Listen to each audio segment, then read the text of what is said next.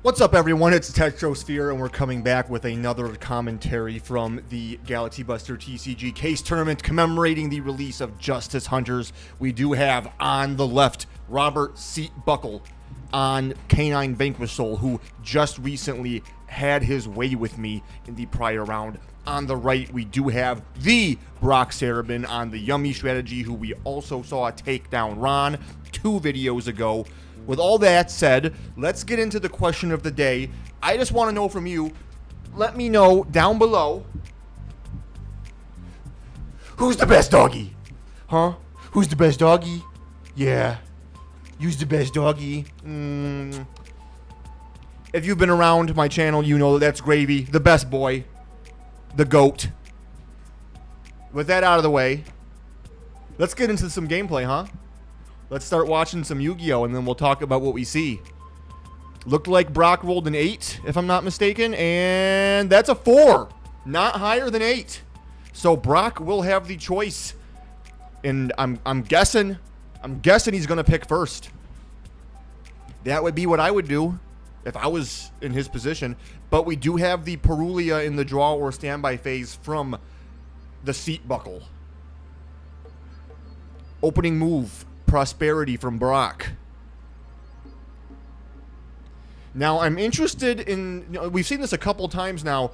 I feel like the Yummy extra deck is very tight, so I'm wondering to hear from Brock if he felt like losing this much of his extra deck on a routine basis held him back at all.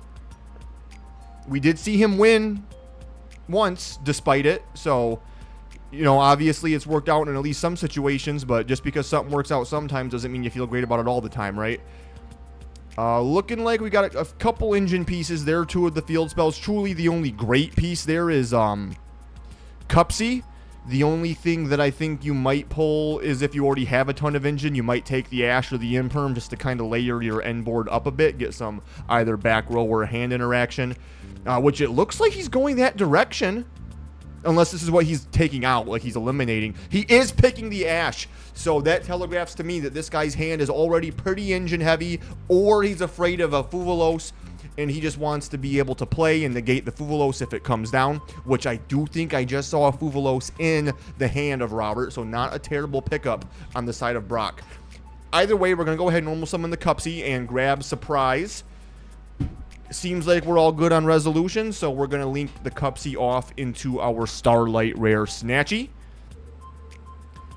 which is going to attempt to place a field spell. Looked like Robert had considered chaining there, but decided not to. Ultimately, we're going to go ahead and place our field spell, and this is going to let us extend by summoning Cupsy from grave. That's going to be chained with Fuvalos. Okay. So we have the option of, and we let that resolve despite the Ash. Oh, but we're just going to go with the talent. So this is what I was going to say is Brock can just end on this. Looks like we're looking at 2 Rosins, I think that's Lantern and Azuna. Could be Jokul. I do get those 2 arts a little confused. They're very similar.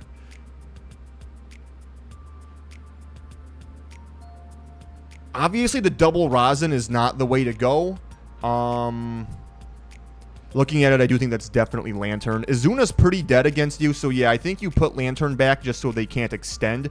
That is the one, however, that summons from grave, if I'm not mistaken. Jokul's the one that summons from hand.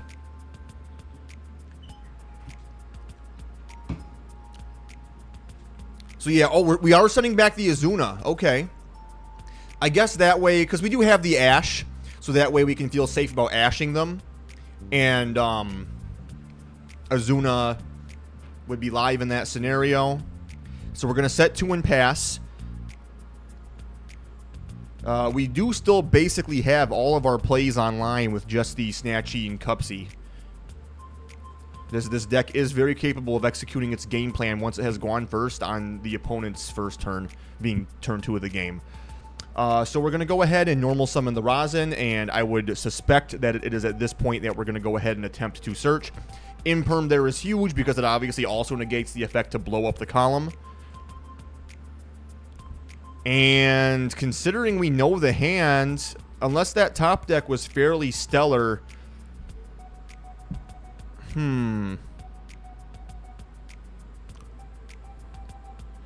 We do have the second Rosin, so we do have the ability to make rock, summon a Vanquish Soul from hand with rock's effect, and put Rosin right back in that column and try to blow up the column that way. But that would only work, I think, if we drew into another fire. I do believe it's fire dark. No, I think that might be impossible because... No, wait. Lantern is a dark, right? I think Lantern is a dark. So if we do another fire, it is possible for Rosin to go to rock and then get another Rosin out to try to blow up the column. But it looks like we attempted to leave main, and this is prompting a Synchro Summon on the side of Brock. Or perhaps we are doing this at the start of battle. So this is either on the departure of main phase or the start of battle phase. We are attempting the Yummy Snatchy effect to perform a Synchro Summon using at least one Yummy monster we control. And, of course, in this scenario, those are the only two options. We're going to go ahead and make... Show me the money. What are we thinking about here? Looks like we're going to go into the Cupsy Yummy Way, which, if I'm not mistaken... Cupsy Yummy Way, is that... That must be the one that adds 2, because we do chain the Ash.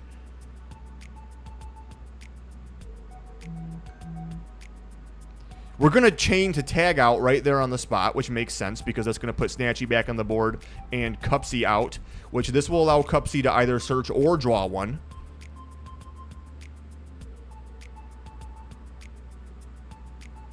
Looks like we are going with a search, which makes sense.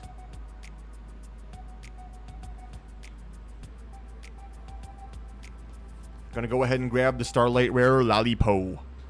Putting that Bad Jackson in the hand. We are in battle phase, so we're going to go ahead and swing over the Cupsy, but we're just going to attempt Snatchy to perform a Synchro Summon, which Robert does not appear to be too happy about. I'd say he's borderline furious.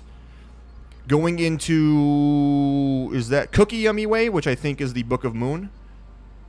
Or no, Lollipop.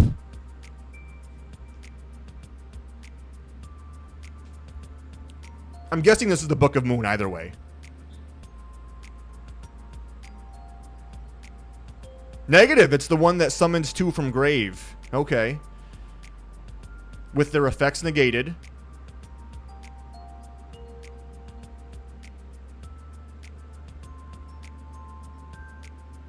Okay.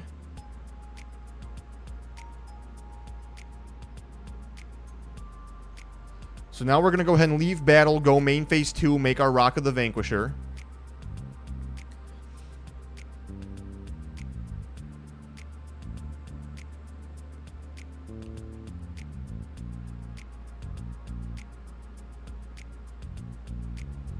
And now we're going to go ahead and tag out into the cup. I'm guessing Robert must have attempted Rock's effect to either add or special. Okay, so he is adding Rosin back from the graveyard there. Which is fine because we can... so I'm guessing he didn't draw another fire, which is... Well, actually, he drew the Ash, but he had to use it.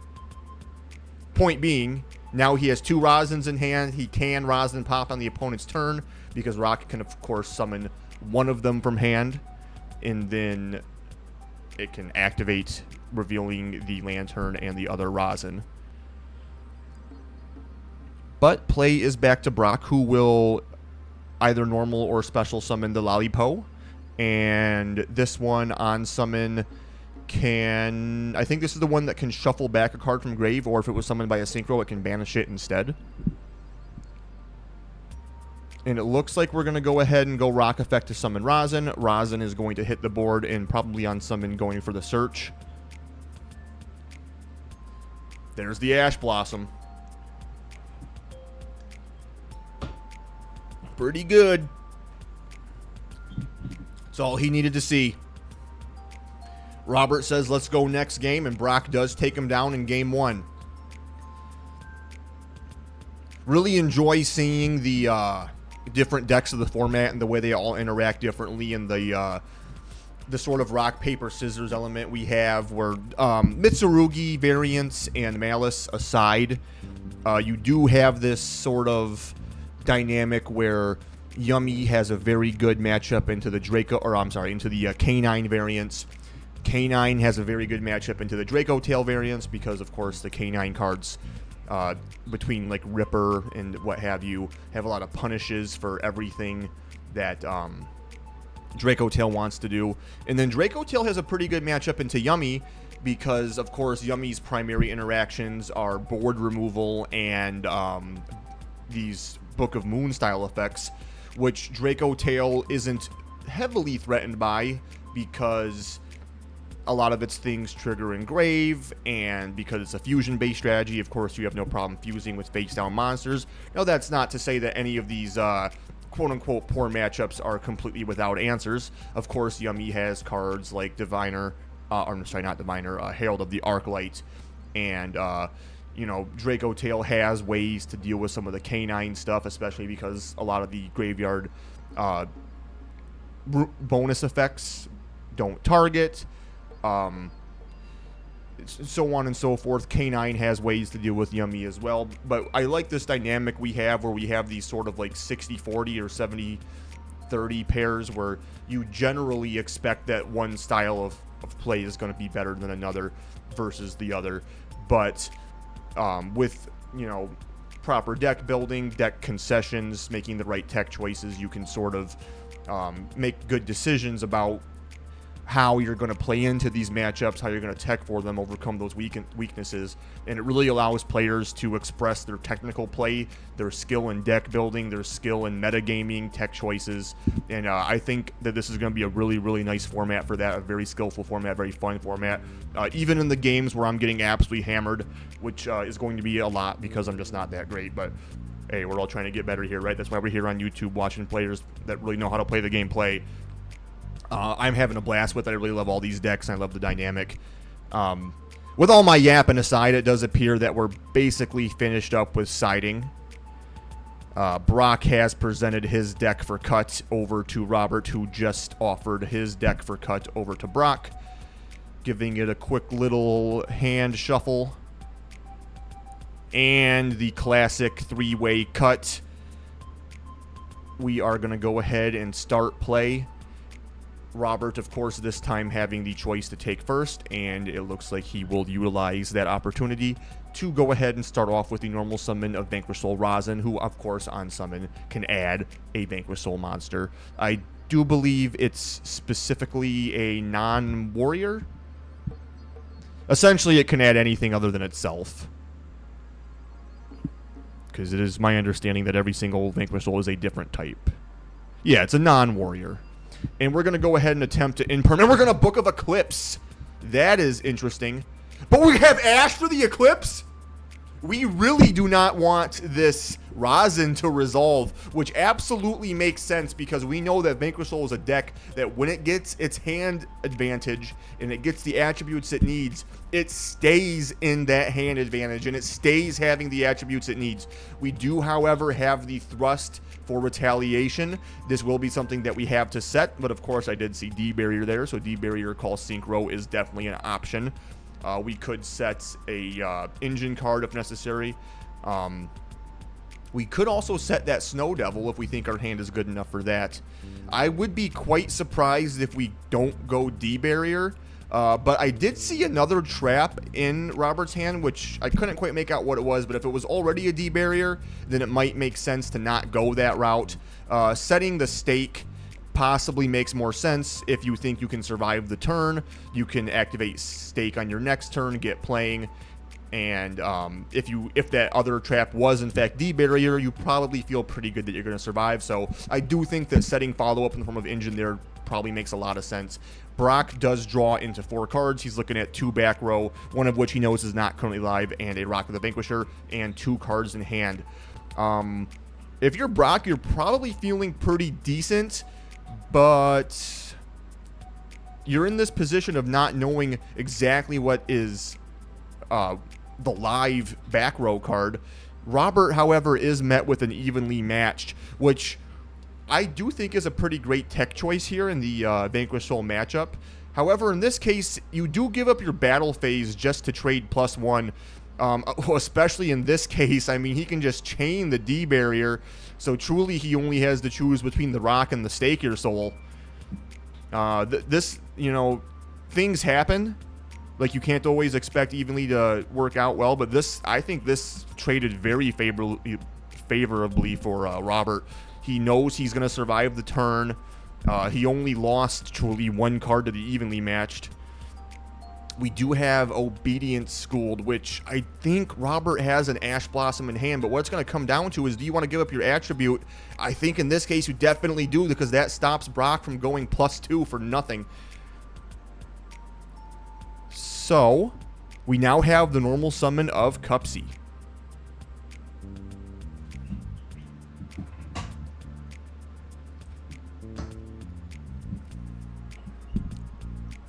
We get the thumbs up. Cupsy is going to search a card.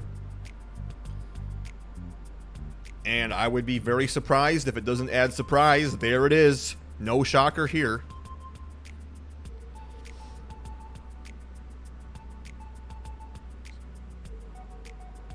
Alright, let's go ahead and link into the Snatchy. We do know that a Synchro Summon is not going to be possible. But as we saw in Game 1, and as we all know about the Yummy archetype, if it can establish the Link 1 and any of the names, it really has no issue simply executing its game plan on the opponent's following turn. So, even though the D barrier was pretty harsh, you don't feel terrible in this situation.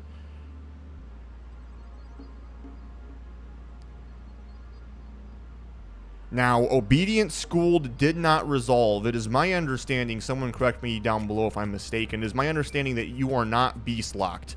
I do believe that that is part of the effect. It's not a condition of the card. So if Obedience Schooled resolves negated, you are not locked into beast. So you could SP Little Knights here, banish the Rock of the Vanquisher, put Robert on basically nothing for the following turn, and call it macaroni, or you might just stick to what Yummy does and summon Yummy cards. We had the Rosin in hand, so Rock is going to go ahead and summon that Rosin. Rosin's going to search. We know that Robert will only have one card in hand, so the Rosin Pop will not be online, but we do have Heavy Borger. So that is the Dark. If we're able to get into another piece on the following turn, we might be cooking with gas here. But like we said, we know that the Yummy interactions are very much online on the opponent's turns with just the Link Monster and the Cupsy. Not to mention we have the Surprise set down. Although, is Surprise that strong of interaction in this matchup? You are doing the double bounce most of the time, but Vanquish Soul generally doesn't mind having things put back in its hand. Sometimes it can be pretty strong, but sometimes it can be pretty mediocre. I would say it's mediocre more often than it's strong. Regardless, even if you're doing like the Grave effect to try to get some more interactions, I don't think Brock hasn't put any other names in rotation, so the Graveyard effect is not very strong here. I do think that most of Brock's legs to stand on in this match, if you will, his biggest dog in this fight is going to be the synchro plays off of Yummy Snatchy on Robert's turn.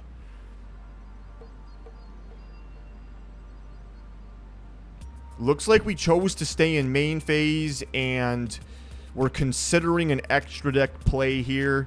We do know that Rosin is going to have no problem coming back down on the following turn, and so we're going to go ahead and try to banish the Borger with SP. That's going to fly. We're going to go ahead and draw, and let's see what we got into. I do think that the normal summon of Rosin is fairly obvious here, unless the other card was just that much better. You know, no shocker here. The Rosin hits the board and is going to go ahead and execute a search. We don't know the other card, but more than likely, if it was any other engine piece, we're probably searching the other engine piece that will be necessary to allow Rosin to force the SP.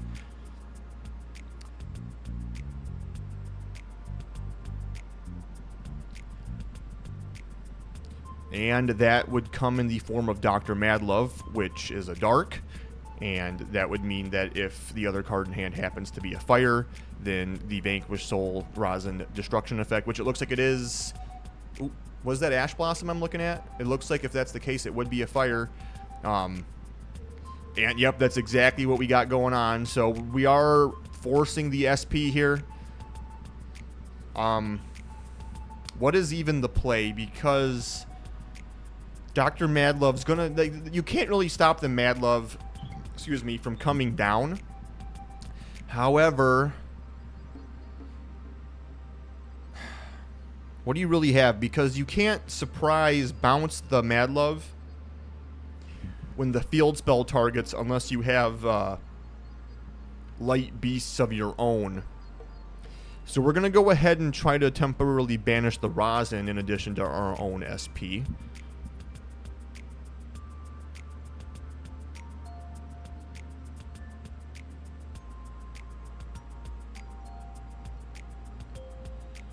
And it looks like we do use Rock's effect to go ahead and summon the Madlove. Madlove is going to search more than likely the field spell. I doubt we're playing Continue or anything like that, although, hey, never know.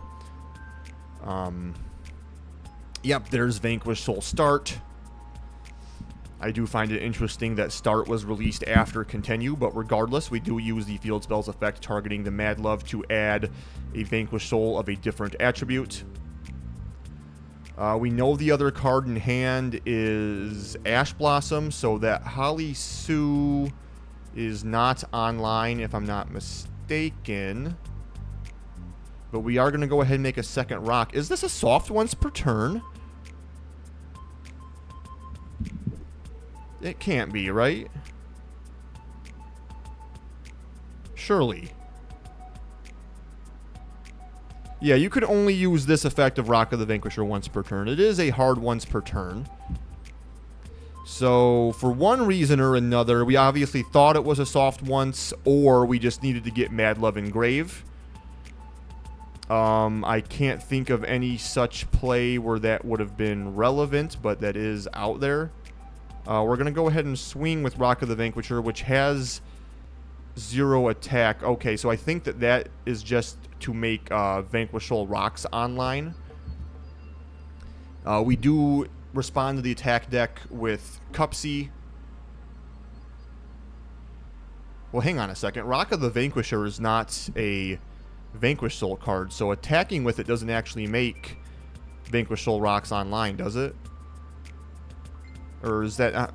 am I tripping? Is that not how that works? Yeah, it says if a Vanquish Soul monster battled this turn, you can exceed it using a Vanquish Soul monster or Rock of the Vanquisher. So attacking with Rock of the Vanquisher does not actually make its alternative summoning condition live.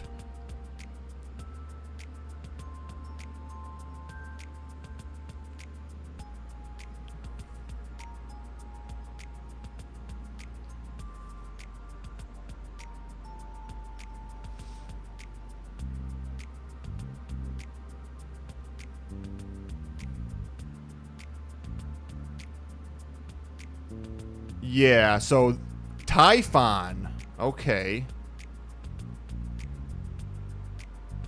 There we go.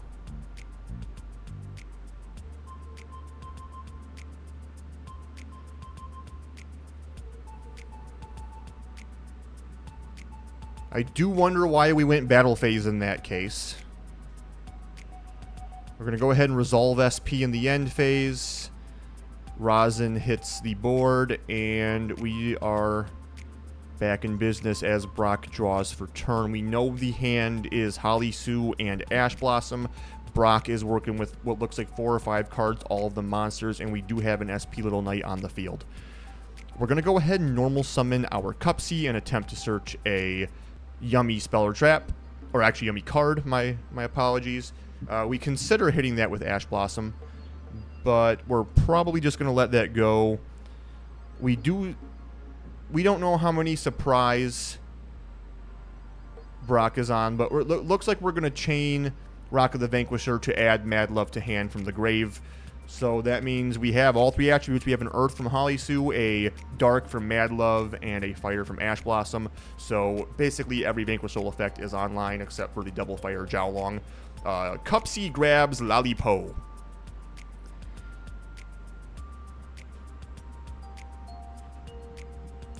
What do we have here?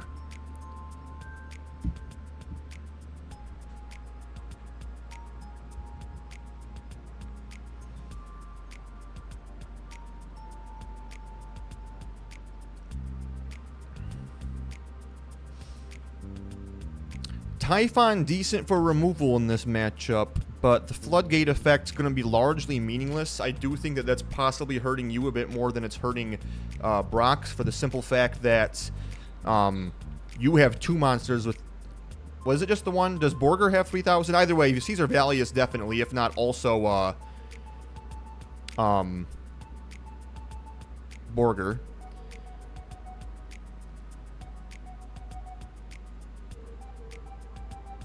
I don't think we had to summon Snatchy into the EMZ there, right? Couldn't we have summoned it to one of the arrows that SP points to? Am I a noob?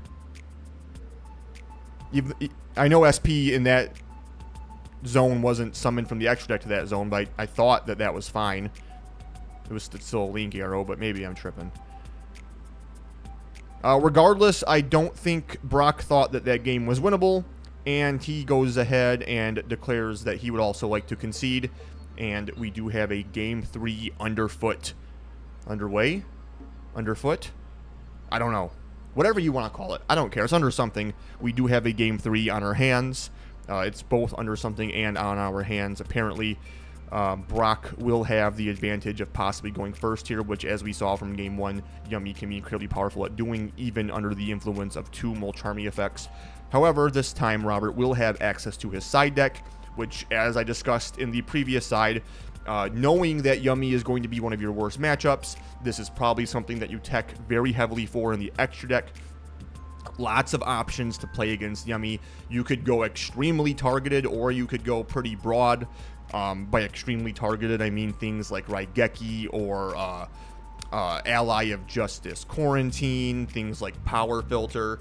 You could go a bit more broad with things like Ghost Bell, Nibiru, DD Crow, Cosmic Cyclone for the field spell, things of that nature. In terms of what Vanquish Soul would actually play, of course, Ghost Bell has the benefit of being an Earth attribute. DD Crow has the benefit of being a Dark attribute.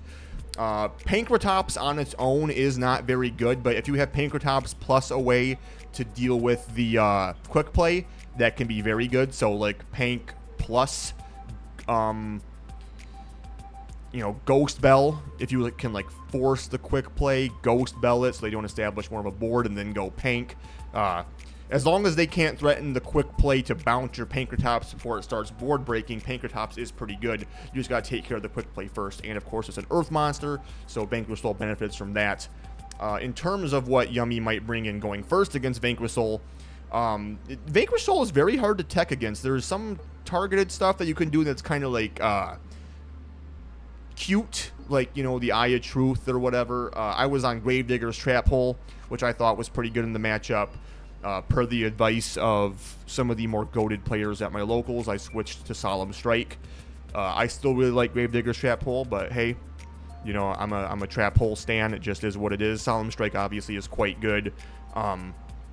Fenrir is a very good going first tech in the into the Vanquish Soul matchup. I don't know if Yummy would play it. I guess I don't necessarily see why not. But as the game is basically underway, we are about to find out, and we do have Dimension Shifter from Robert.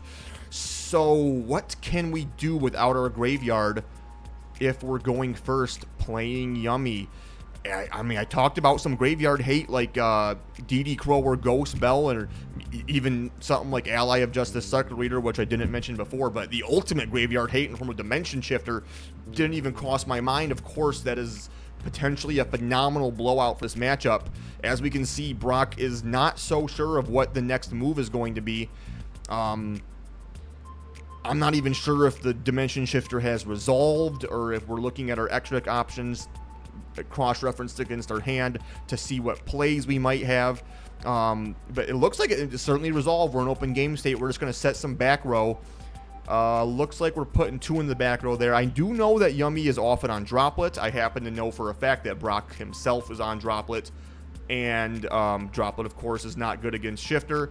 But Robert doesn't seem to like his hand too much either. He just sets that Book of Eclipse and passes it back. So it is Brock's turn again, this time not under the influence of Dimension Shifter. He is able to start playing, and Sky Striker Engage hits the board, allowing him to search for the Hornet Drones, which, as we all know, is everything Yummy needs to start playing. So despite the boogeyman of the graveyard, we are able to live another turn, start playing, and all we have to worry about is a Book of Eclipse that we don't even know about, but just, you know, us as viewers, we know about the Book of Eclipse. So the Link 1 Kagari hits the board, adds Hornet Drones back to hand, and of course Hornet Drones is once again going to activate, producing a token.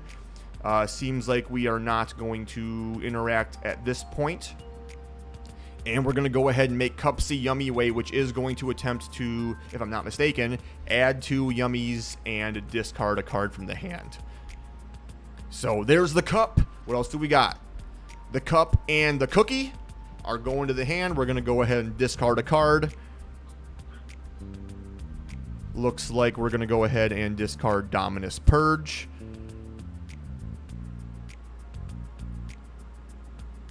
And here comes the Cup. Effect on summon, of course, to add a spell.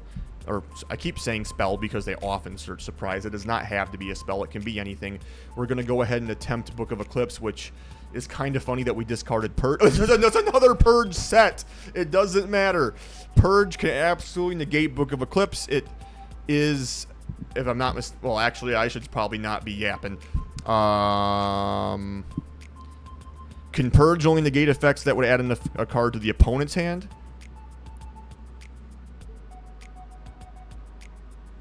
Nope, it's just like Ash. Adds a card from the deck to the hand. It doesn't matter whose. So that set Purge is absolutely able to take care of that Book of Eclipse, which we know was basically Robert's only point of interaction. Couldn't quite see his hand, so I'm not sure what else we have there. I don't know if we already have like a Holly Sue established, but you'd have to think if that was the case, we would have done something on our own turn despite being under Shifter. We generally, you know, are, as a Vanquish Soul player, you're not too afraid of Shifter. But look at this board, and all these monsters are massive because they're all gaining 2,500 attack, and that's it. Wow. So an absolute brick on the side of Robert game 3, hoping to buy some time with that Shifter, but just wasn't able to do it. Brock does pull through despite the nasty, nasty floodgates and takes it to the house. I really appreciate you guys watching. I hope you enjoyed the match. I know I enjoyed watching it. I think these decks are great. I think this format's great. I love watching this gameplay. I hope you guys love watching it too, because we do have a few more rounds to come. I will see you in the next one. Peace.